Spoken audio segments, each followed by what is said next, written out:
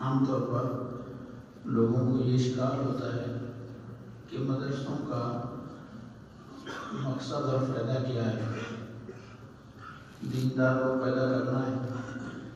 تو دیندار پیدا کرنے کے لیے جماعت کے ساتھ چلا لگا رہے ہیں، سال لگا رہے ہیں، تو دینداری الحمدللہ آ جاتی ہے۔ مدرسے میں بھی یہی دینداری آتی ہے۔ تو اتنا بڑا خرچہ، اتنا بڑا نظام، اس کی افادیت، اس کا مقصد کیا ہے؟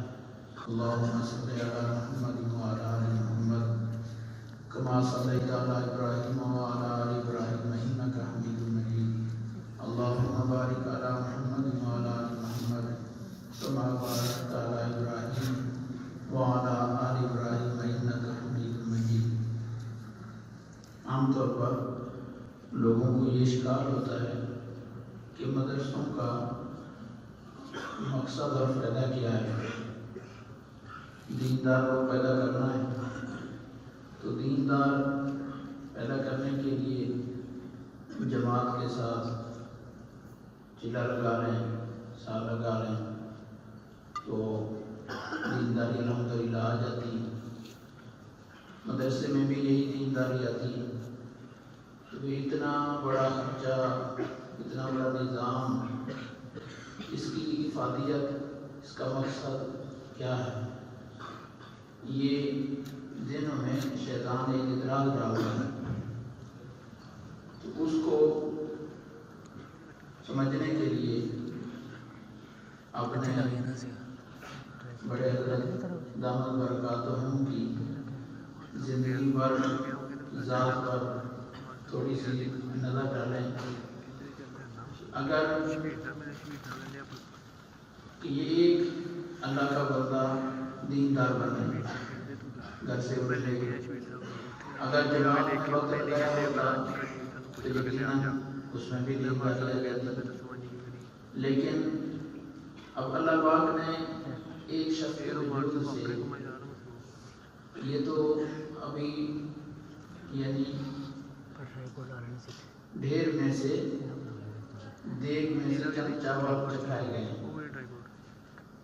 یہ جو ہم اس وقت جمع ہیں، دیگ میں سے چند چاول ہیں، یعنی جو اس جامعہ کے حضرت کے شاگردوں کے شاگرد، ان کی جو تعداد ہے، اس میں سے ہم چند بیٹھے ہوئے ہیں۔ تو گنتی کریں کتنے بچے، کتنی بچیاں قرآن پاک کے حامل بن گئے، حافظ بن گئے، قاری بن گئے، ملک میں بھی، ملک سے باہر بھی۔ پھر یہ وہ بچے ہیں جو براہ راست مستفید ہوئے ہیں۔ پھر ایک ایک بچے نے وہ ایسا پختہ ہوا کہ اس نے اپنے گھر کے کتنے افراد کو دیندار بنایا، اور پھر اس ایک بچے نے اپنے محلے کے کتنے آگے بچے اور بچیوں کو دیندار بنایا۔ یعنی مدرسے کا اور عام دیندار آدمی ہونے کا فرق یہ ہے کہ جو مدرسے کا دیندار بنتا ہے وہ صرف ذات کی حد تک دیندار نہیں ہوتا، وہ آگے لاکھوں کو دیندار بنانے کا ذریعہ بن جاتا ہے۔ ہمارے بڑوں کی ہمارے سامنے یہ مثال ہے۔ اسی کو نبی پاک صلی اللہ علیہ وسلم نے ارشاد فرمایا، فقیہ واحد اشد علی الشیطان من الف عابد، کہ ایک فقیہ اور ہزار عبادت گزار، شیطان کے لیے ایک فقیہ زیادہ بھاری ہے ہزار عبادت گزار سے۔ ہزار عبادت گزار ایک طرف ہو، اس سے شیطان اتنا پریشان نہیں دیتا جتنا ایک فقیہ سے دیتا ہے۔ یہ فقیہ ہے کہ جن کی وجود سے اللہ پاک نے آگے کتنا فیض پھیلا دیا ہے۔ تو سوال یہ ہے کہ جب یہ ہمارے استاد، ہمارے بڑے، اللہ نے ہم سے یہ کام لیا تو ہم سے نہیں لے گا؟ وہ مقبول ہو گئے، اللہ نے ہم سے کام لے لیا، اس کام کی تمنا ہم ہی تو کر سکتے ہیں۔ یعنی جو شعبہ، جو پیشہ اور جو ماحول اور جو طریقہ کار دین کی آگے اشاعت کا انہوں نے اختیار فرمایا وہ ہمارے سامنے بھی موجود ہے، اور ہم بھی اس کی نقل اتار کر اسی طرح سے آگے لاکھوں لوگوں کی ہدایت کا ذریعہ بن سکتے ہیں۔ لیکن شرط یہ ہے کہ ہمارے ذہنوں میں اس کی طلب ہو، اس کی طلب ہو، اور پھر اس کے لیے طلب کے بعد اس کے لیے جو وسائل چاہیے پھر ان وسائل کی حصول کی کوشش ہو۔ یہ جو میں نے قرآن پاک کی آیت پڑھی ہے اس میں اللہ تعالیٰ نے انبیاء علیہ السلام کا ذکر فرمایا۔ پیچھے اس سے پہلے آیات میں بہت سارے انبیاء کا تذکرہ فرمایا اور ان کی خدمات کا ذکر کیا۔ نبی کی خدمات یہی ہوتی ہیں کہ ایک شخصیت آتی ہے دنیا میں، ہزاروں لاکھوں اور کروڑوں لوگوں کو اللہ کا مقبول بندہ بنا دیتی ہے، جیسے ہمارے حضرت کی مثال ہمارے سامنے ہے۔ تو پھر پیچھے والوں سے یہ کام کیوں نہیں ہو پاتا؟ جب ان سے یہ کام ہو سکتا ہے تو بعد والوں سے یہ کام کیوں نہیں ہو سکتا؟ بعد والوں میں کس چیز کی کمی ہوتی ہے کہ بڑے وہ کام کر جاتے ہیں لیکن چھوٹوں سے وہ کام نہیں ہوتا؟ تو اللہ تعالیٰ نے وہ شکوہ فرمایا فخلف من بعدهم خلف، کہ بڑوں کے بعد جو جانشین بنے، جو ان کے شاگرد ہوئے، ان کی آگے مسند اس پر آئے تو وہ نااہل نکلے، نالائق نکلے۔ فخلف من بعدهم خلف، خلف کہتے ہیں نااہل وارث۔ ان کی نااہلی کیا تھی؟ دو چیزیں اللہ تعالیٰ نے ان کی نااہلی میں ذکر کی ہیں۔ گویا جس کے اندر یہ دو چیزیں پائی جائیں وہ ساری برائیوں کی جڑ ہیں، اور گویا دنیا جہان کی ہر برائی اس کے اندر پائی جا رہی ہے، اور دنیا جہان کی ہر خیر سے وہ خالی ہے جس کے اندر یہ دو چیزیں پائی جائیں۔ اضاء الصلاۃ، پہلی چیز یہ بیان کی کہ انہوں نے نمازوں کو ضائع کر دیا، نمازوں کو ضائع کر دیا۔ اب آپ سب حضرات یہاں ماشاءاللہ کوئی سال، کوئی 2 سال، کوئی 4 سال لگا کے گئے ہیں۔ ہر بڑا چاہے وہ عالم نہیں بھی ہے، باپ اپنے اولاد کو نماز کی تلقین کرتا ہے۔ ہمارے حضرت نے بھی آپ کے سامنے ہے کی ہوگی، لیکن جتنی تڑپ، جتنی فکر، جتنی کوڑھن، جتنی نگرانی ہمارے حضرت میں نماز کے متعلق ہے، شاید زندگی میں آپ نے کوئی ایسی شخصیت اور نہ دیکھی ہو جو اپنے محتاطوں پر نماز کی اتنی سخت تاکید اور اتنی نگرانی فرما رہے ہیں۔ یہ بڑوں کی فکر ہے۔ اب قرآن پاک کی اس آیت سے اندازہ لگائیں کہ اللہ پاک نے ان کی نااہلی کی سب سے بنیاد یہاں سے شروع کی کہ جو وارث آئے انہوں نے نماز کو ضائع کر دیا۔ تو ہم خواہش یہ کریں کہ اللہ پاک ہم سے دین کا کام اسی طرح سے دے دے جیسے ہمارے بڑوں سے دیا ہے۔ تو سب سے پہلا آغاز ہم یہاں سے دیکھیں کیا ہمارے اندر نماز والی وہ تڑپ ہے جو ہمارے بڑوں کے اندر ہے؟ اضاء الصلاۃ، کہ انہوں نے نمازوں کو ضائع کر دیا۔ اور دوسری چیز بیان فرمائی واتبعوا الشہوات، کہ وہ خواہش کے پجاری ہو گئے، وہ کام کرنا ہے جو دل چاہ رہا ہے، جو اپنی پسند کی زندگی، من چاہیے زندگی گزارنی ہے، بس یہ ان کی ساری زندگی کا حاصل اپنی خواہش کو پورا کرنا ہے۔ میرا جی چاہ رہا ہے کہ میرے پاس یہ ہونی چاہیے، یہ چیز ہونی چاہیے، اب اس کو پورا کرنے کے لیے میں لگ گیا، جائز ناجائز وسائل جتنے ہو سکیں میں اس کو اختیار کروں۔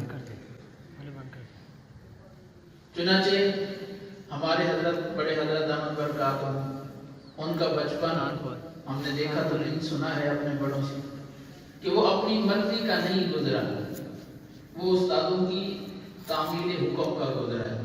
خود بھی حضرت بہت سارے واقعات بچوں کے سامنے، آپ کے سامنے سنائے ہوں گے اپنی طالب علمی کے، اور طالب علمی بھی وہ عمر نہیں جو دور مشکات میں جا کر ایک بڑی سمجھدار عمر کا طالب علم ہو جاتا ہے، حفظ اور گردان کی عمر جو ابھی بلوغہ سے بھی پہلے کی عمر ہے، کہ ساتھ ہی مدرسے کے ساتھ ہی پیدل 8-10 منٹ کے فاصلے پر گھر ہے، لیکن استادوں کی خواہش یہ ہے کہ بار بار گھر نہیں جانا ہے، تو ہفتے میں صرف ایک دفعہ جمعے والے دن کو بھی چند گھنٹے کے لیے گھر جا رہے ہیں، باقی سب مدرسے میں ہیں۔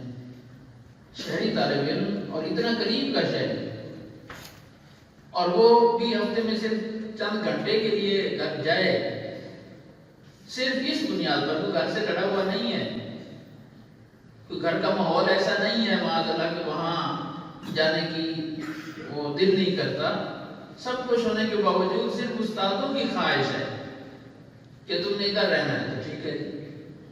طالب علمی کی زندگی، پھر یہاں آ کر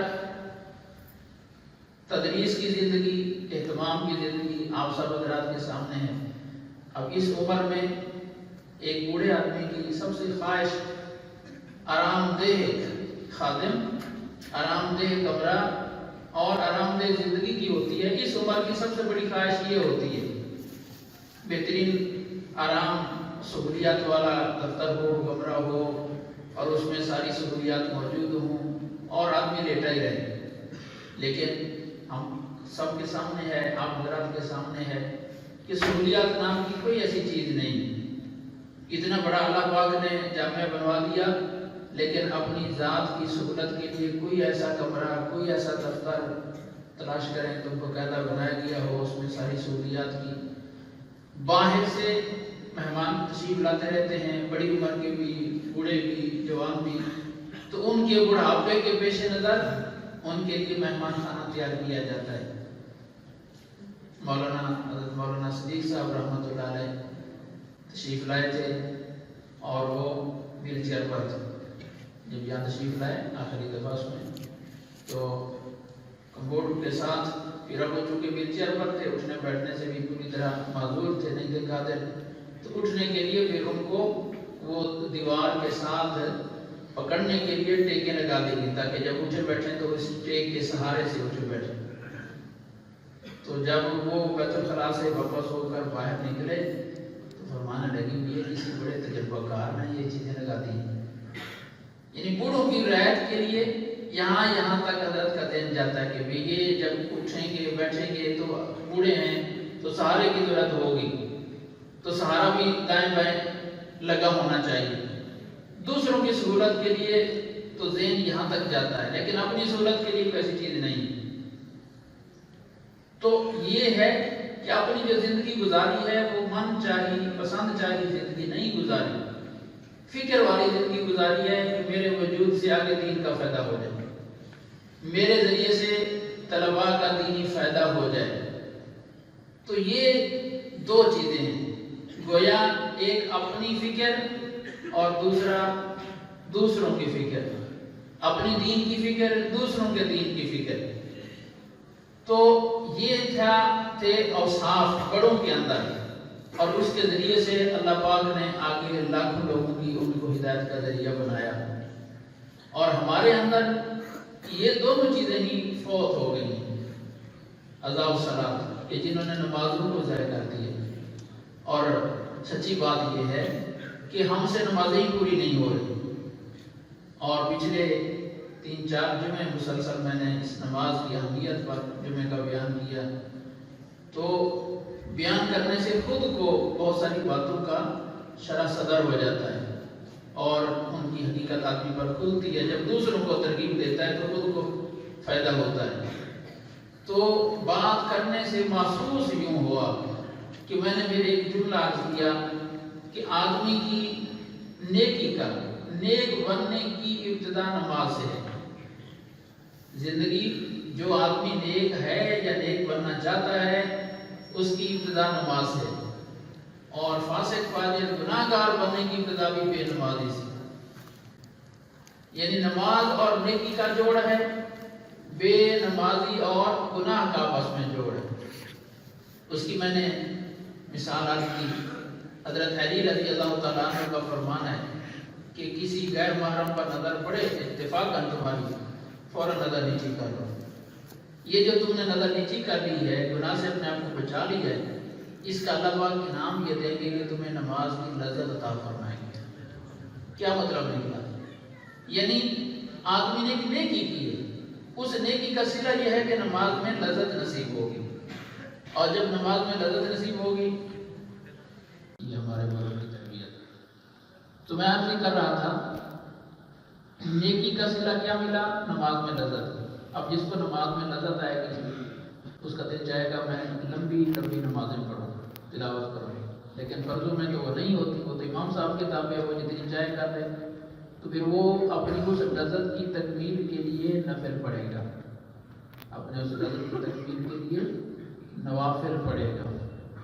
تو لہذا جب نوافل پڑھے گا تو مسجد میں پہلے جائے گا، سب سے آخر میں نکلے گا، تاکہ پہلے بھی جا کر نفل پڑھ سکوں اور بعد میں بھی نفل پڑھ سکوں، ٹھیک ہے۔ اور جب اس کا مطلب دوسرا نکلا کہ جب نظر پڑی لیکن اس نے نظر ہٹائی نہیں ہے تو اب یہ گناہ شمار ہوگا، تو اس کا سزا یہ ملے گی کہ اس کی نماز کی لذت ختم ہو جائے گی۔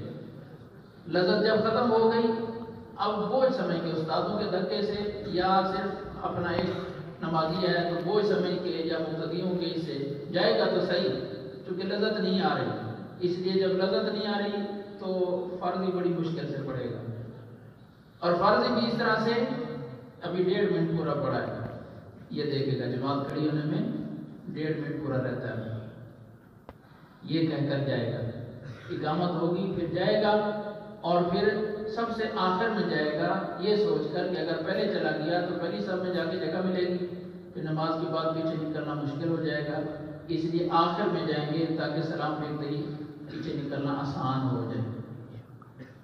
بے لذت نماز کی یہ کیفیت ہو، یہ ہے ادا الصلاۃ، کہ انہوں نے نمازوں کو ضائع کر دیا، نمازوں کو ضائع کر دیا۔ تو جب آدمی اللہ پاک اپنے طرف کسی کو چنتے ہیں اور قریب کرنے کی اس کو پہل ہوتی ہے اللہ کی طرف سے، اللہ ہی چنتے ہیں کسی کو، تو سب سے پہلے اس کو نمازوں کی لذت اور شوق اس کے دل میں عطا فرما دیتے ہیں۔ وہ پھر صرف فرض نہیں، نوافل بڑی لذت کے ساتھ پڑھتا ہے، مزے کے ساتھ، سکون کے ساتھ، اس کو نماز میں قرۃ عینی فی الصلاۃ، میری آنکھوں کی ٹھنڈک نماز میں، یہ کیفیت اس کو تھوڑی سی جھلک اس لیے اس کو نصیب ہوتی ہے۔ اور جب یہ نہ ہو تو پھر اس کے لیے وَإِنَّهَا لَكَبِيرَةٌ وَاسْتَعِينُوا بِالصَّبْرِ وَالصَّلَاةِ وَإِنَّهَا لَكَبِيرَةٌ، پہاڑ ہے پہاڑ، إِلَّا عَلَى الْخَاشِعِينَ، مگر اللہ سے ڈرنے والوں۔ نماز جو ہے یہ دیکھنے میں تو اٹھنا بیٹھنا ہی ہے، لیکن پہاڑ ہے۔ کیسے پہاڑ ہے؟ ایک مزدور ہے، سخت گرمیوں کے دن ہے، سخت جون جولائی کے، اور دھوپ میں سر پر اینٹیں اٹھا کے لے کے جا رہا ہے، آ رہا ہے دھوپ میں، سارا دن چل پھر رہا ہے، پسینہ پسینہ ہوا ہے، مالک کی طرف سے اسے بھی اجازت ہے جب ظہر کی اذان ہو گئی ہے آپ وضو کریں، وضو کر کے مسجد میں جائیں، نماز پڑھتے ہیں، آپ کو اتنی دیر کے لیے چھٹی کرنے کی اجازت۔ مسجد ماشاءاللہ اے سی لگے ہوئے آج کل ہر مسجد میں، وضو کروں گا جسم ٹھنڈا ہو جائے گا، آدھا گھنٹہ اے سی میں بیٹھنا نصیب ہو جائے گا، تو کام سے بھی چھٹی ملتی ہے اور آدھا گھنٹہ اے سی میں گزارنے کا موقع بھی مل جاتا ہے۔ لیکن بتائیں کتنے مزدور ہیں جو یہ کام کریں گے؟ وہ اینٹیں اٹھانا اس کے لیے آسان ہے، لیکن آدھا گھنٹہ ٹھنڈا ہو کر ٹھنڈے ماحول میں بیٹھنا، چونکہ یہاں نماز پڑھنی پڑتی ہے، اس لیے وہ آسان ہے، یہ مشکل ہے۔ یہ ہے اللہ تعالیٰ کا یہ فرمان وَإِنَّهَا لَكَبِيرَةٌ إِلَّا عَلَى الْخَاشِعِينَ، کہ نماز پہاڑ ہے، قدم اٹھتا ہی نہیں ہے، دل چاہتا ہی نہیں ہے۔ ہمارے اساتذہ کسی سے ناراض ہو گئے اور پابندی لگا دی کہ تم نے مدرسے میں نہیں آنا، تو اب کیا کرتے ہیں؟ 2 طالب علم نگراں مقرر کر دیے، اگر آئے تو اس کو باہر بھگا دو۔ استاد اگر ناراض ہوں کسی سے تو اس کو مدرسے سے باہر نکالنے کے لیے یہ طریقہ اختیار کرتے ہیں۔ اللہ پاک اگر کسی سے ناراض ہو تو 2 نمازیوں کی ڈیوٹی لگا دیں، اس کو مسجد میں نہیں آنے دینا، اللہ نے کبھی ڈیوٹی نہیں لگائی۔ اللہ جس سے ناراض ہوتے ہیں اس کے دل میں بات ڈال دیتے ہیں، اس کا دل ادھر اٹھتا ہی نہیں، اس کا دل چاہتا ہی نہیں ہے کہ میں مسجد کی طرف جاؤں، اس کو پہاڑ لگتا ہے مسجد کی طرف آنا، تو یہ اللہ ناراض ہے کہ اس کو نماز کے لیے مسجد کی طرف آنے کے لیے پابندی لگا دی۔ تو یہ 2 چیزیں کہ زندگی گزاریں تو نماز کا اہتمام، اور جو بندہ نماز کا اہتمام کرتا ہے تو تجربہ یہ ہے بڑے سے بڑے گناہ کر جائے گا بڑے سے بڑے، لیکن اس کو توبہ کی توفیق لازماً ملے گی، اس لیے کہ نماز کے بعد ہاتھ اٹھانے ہیں نا، چاہے رسماً نہیں اٹھانے، عادت نہیں اٹھانے، لیکن آخر 5 دفعہ جب ہاتھ اٹھائے گا نہ کسی وقت تو اندر سے بھی دل کرے گا کہ یار میں سچے طریقے سے اللہ سے مانگو، تنہائی میں بیٹھا ہوا، ضرور اس کو توبہ کی توفیق ہو جاتی ہے، بڑے سے بڑے گناہ پر بھی۔ ان الصلاۃ تنہیٰ عن الفحشاء والمنکر کا مطلب یہی ہے کہ ضرور نماز اس کو بے حیائی برائی سے ڈرا دے گی، توبہ کر لے گا۔ اور جو نماز نہیں پڑھ رہا تو نماز کے بغیر اسپیشل توبہ کرنے کے لیے مسجد جائے، یہ توفیق نہیں ہوگی، یہ نہیں ہو سکتا کہ نماز کے لیے نہ جائے، ویسے توبہ کرنے کے لیے، گناہوں سے توبہ کرنے کے لیے جائے، یا اٹھے صبح کو تہجد کے لیے صرف توبہ کی نیت سے اٹھائے، ایسا نہیں ہو سکتا۔ اس لیے وہ پھر گناہ بھی کرتا جائے گا اور توبہ کے بغیر چلتا جائے گا۔ تو ایک تو ہم اپنی زندگی میں کوشش کریں نمازوں کا اہتمام، اس کو پکا کریں، اور لذت والی نماز، پورے اہتمام والی نماز، جیسے ہمارے بڑے حضرت احمد برکات، ان کی فکر بھی یہی ہے اور عمل بھی یہی ہے۔ اللہ پاک ان کی زندگی کا یہ چھوٹی سی جھلک ہمیں حصہ نصیب فرما دیں۔ اور دوسرا، من چاہی زندگی نہیں، پسند چاہی زندگی نہیں، بلکہ اپنے بڑوں کی اتباع کی زندگی، بڑوں کے رابطے کی زندگی۔ 4-5 سال پہلے یہاں بیٹھے ہوئے تھے مہمان خانے میں سالانہ تقریب کے موقع پر، اور کوئی مہمانوں نے بڑے حضرت سے یہ سوال کیا کہ آپ کیا سمجھتے ہیں یہ اتنا بڑا فیض اللہ نے آپ کے ذریعے سے جاری فرما دیا، تو اس کے اسباب آپ کی نظر میں کیا ہیں، اس کے پیچھے؟ تو حضرت فرمایا کہ میری تو ہر وقت یہی نظر ہے کہ میرے اساتذہ کی یہ دعاؤں کا ہی ثمر ہے، میرا اس میں کوئی کمال نہیں، کوئی صلاحیت کا دخل نہیں، صرف اساتذہ کی ہی دعائیں ہیں کہ اللہ پاک نے یہ کام لے لیا ہے۔ تو اس عمر تک بھی اس کیفیت تک بھی جو اساتذہ کے ساتھ رابطے کی شکل پہلے دن تھی، بچپن میں تھی، بڑھاپے میں 74-75 سال کی عمر تک اس کیفیت میں تبدیلی نہیں ہے کہ میں تو اب خود استاد بن گیا ہوں، شاگردوں کا استاد بن گیا ہوں، اتنا فیض پھیل گیا ہے، نہیں، وہی نظر آج بھی ہے۔ لیکن اس وقت اساتذہ حیات تھے، ان سے رابطے کی صورت اور تھی، مسلسل ان سے خط کے ذریعے رابطہ، جس دور کا رابطہ تھا، ملاقات کے ذریعے رہنمائی، مشورے، ہدایات، آنا جانا، اور ان کی وفات کے بعد پھر رابطے کی صورت ان کے لیے دعائیں خیر۔ اور آپ کے سامنے ہے کوئی ایسا دن نہیں گزرا کہ جامع دارالقرآن میں بڑے حضرات کے لیے اثار ثواب، دعائیں خیر نہ ہوتی ہو۔ تو یہ رابطہ ہے اساتذہ سے، اور اپنی من چاہی زندگی نہیں، پسند چاہی زندگی نہیں، خواہشات کی زندگی نہیں، اس لیے کہ آدمی خواہشات کی زندگی پر جب چلتا ہے تو یہ زندگی انسان کو بہت دور لے کے جاتی ہے۔ تو اللہ پاک ہمیں بھی اپنے بڑوں کے اس فیض میں سے حصہ نصیب فرما دے۔ انشاءاللہ کوئی اللہ کی رحمت سے بعید نہیں ہے کہ ہم بھی پھر اسی طرح سے لاکھوں نہیں، ہزاروں کی، سینکڑوں کی ہدایت کا ذریعہ بن جائیں۔ اللہ پاک کے خزانے میں کوئی کمی نہیں ہے، اللہ پاک ہم سب کو اس کے لیے قبول فرمائے۔